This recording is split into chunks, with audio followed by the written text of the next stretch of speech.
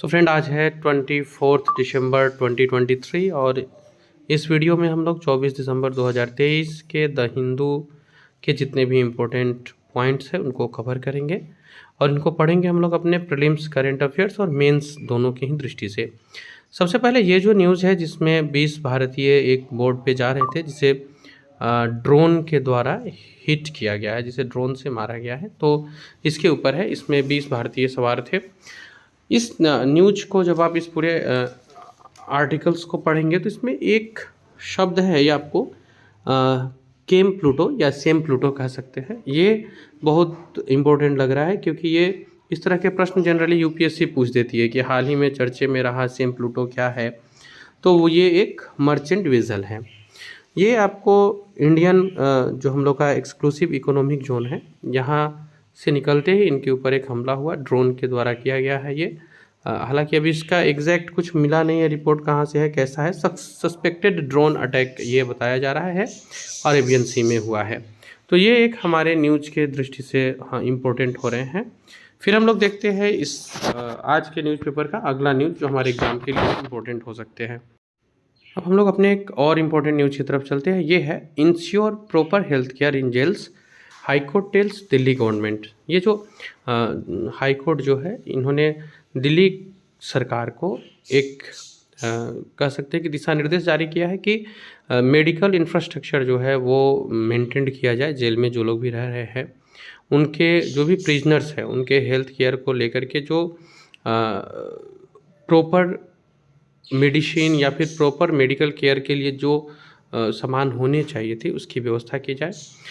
यहाँ पे कमेटी भी बनाने की बात की गई है और ये कमेटी जो है वो इन्फॉर्म करेगी कोर्ट को कि ये फैसिलिटीज़ जेल, हॉस्पिटल्स वगैरह में है या नहीं है। और अगर ऐसा कुछ स्थिति बनता है जैसे कि कार्डियक अरेस्ट और इस तरह का अगर कुछ होता है, हेमरेज टाइप का, तो इसके लिए जो पहला कुछ मिनट्स बहुत ज़्यादा इम्पोर्टेंट होता है। ऐसे में उन्हें क्या ये हेल्थ फैसिलिटी अवेल कराई जा रही है, उनको ये हेल्थ फैसिलिटी दी जा रही है कि नहीं। कोर्ट ने इसको ऑब्जर्व करने के लिए कमेटी भी बनाने की बात कही है और ये कमेटी ऑब्जर्व करके देखेगा, पर्यवेक्षक के रूप में काम करेगा और फिर वो बताएगा कि ऐसा है या फिर इस तरह की व्यवस्था सरकार द्वारा की गई है या नहीं। एक और आया है, ये जो डीफ ओलंपिक्स हुआ था इसके गोल्ड मेडलिस्ट थे जो इन्होंने अपने पद्मश्री को वापस किया। नाम है इनका Virendra Singh Yadav.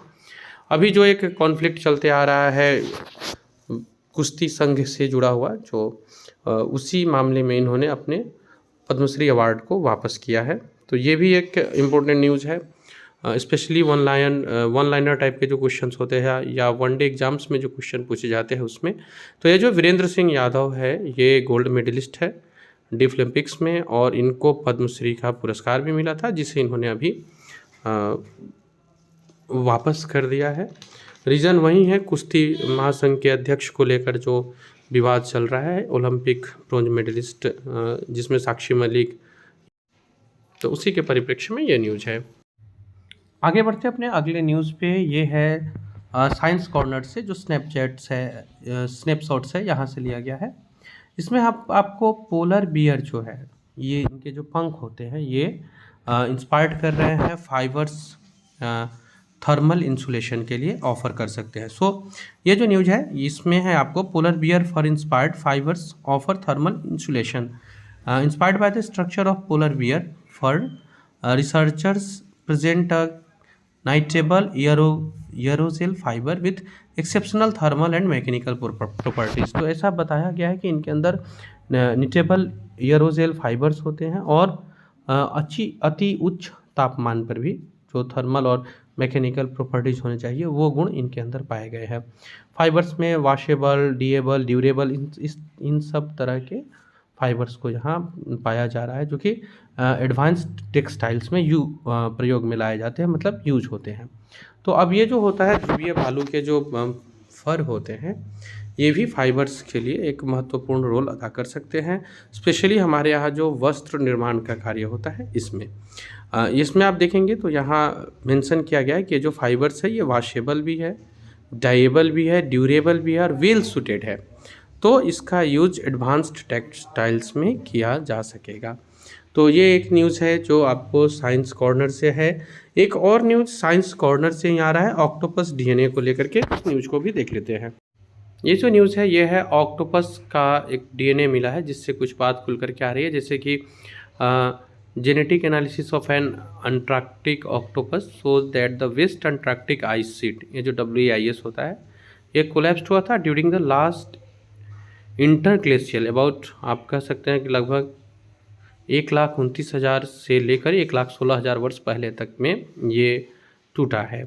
Temperatures were only about 1 degree Celsius warmer than pre industrial levels, जो हम लोग का जो प्री इंडस्ट्रियल लेवल्स था उससे टेम्परेचर्स जो थे वो 1 डिग्री के आसपास ही गर्म थे उस समय।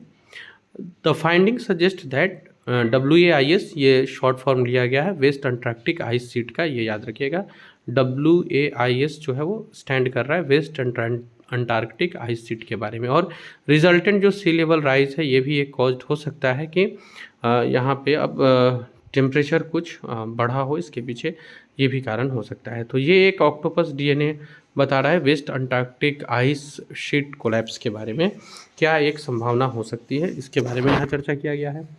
आगे अगर हम बढ़ते हैं न्यूज़ में तो आपको प्रीलिम्स के दृष्टि से जो देखने के लिए यहाँ मिल सकते हैं, एक तो ये WAIS का फुल फॉर्म याद रखिएगा, दूसरा ये कि ये पता कैसे चल रहा है, तो जेनेटिक एनालिसिस हुआ है, और इससे क्या ये पता चल रहा है, तो डिवास्टेटिंग जो ग्लोबल रेमिफिकेशंस हुआ था वो समुद्र का जो स्तर है इससे 3 से 5 मीटर तक वृद्धि देखने को मिली होगी, इसमें सी लेवल में वृद्धि देखने को मिली होगी। तो ये एक न्यूज़ था। इसी में एक और न्यूज़ है आपको साइंस सेक्टर में, mice liver plays a role in how vaccines help clear bacteria. एक आश्चर्यजनक ये शोध में निकला है कि एक आश्चर्यजनक बात निकली है कि लीवर जो है वो एक महत्वपूर्ण भूमिका निभाता है इम्यूनिटी के लिए, जो बैक्टीरिया के अगेंस्ट वैक्सीन्स दिए जाते हैं। एक एक्सपेरिमेंट्स जो कि माइस यानी कि चूहे के ऊपर हुआ, तो उसमें ये टेस्टेड करके देखा गया था कि जो बैक्टीरियल वैक्सीन्स हैं वो बहुत हद तक काम करते हैं, और बहुत हद तक इनका जो काम करने का प्रोसेस होता है वो लीवर के ऊपर डिपेंड करता है। तो ये भी आप एक देख सकते हैं। अब एक क्वेश्चन मैं यहाँ करता हूँ, अगर आपने वीडियो थोरोली देखा है तो आप इस क्वेश्चन का उत्तर दीजिएगा, इसलिए मैं यहाँ लिख नहीं रहा हूँ ताकि आप देखे है या नहीं वो इससे भी पता चल जाता है। तो क्वेश्चन ये है कि नवजात शिशु में जो ब्लड है वो कहाँ बनता है, ये बताना है। जनरली हम लोग जानते हैं बोन मैरो ऐसा, लेकिन जो नवजात शिशु होता है उनका कहाँ पे निर्माण होता है ब्लड, ये बताना है। सो फ्रेंड्स, आज द हिंदू से यही इतना रहा, फिर हम लोग नेक्स्ट वीडियो में मिलते हैं। कोशिश करूँगा कि मैं इस कड़ी को कंटिन्यू रखूँ और आप लोग को ऐसे इम्पोर्टेंट न्यूज़ अवेलेबल कराता रहूँ। आज के लिए इतना ही, फिर मिलते हैं हम लोग अगले न्यूज़ के साथ।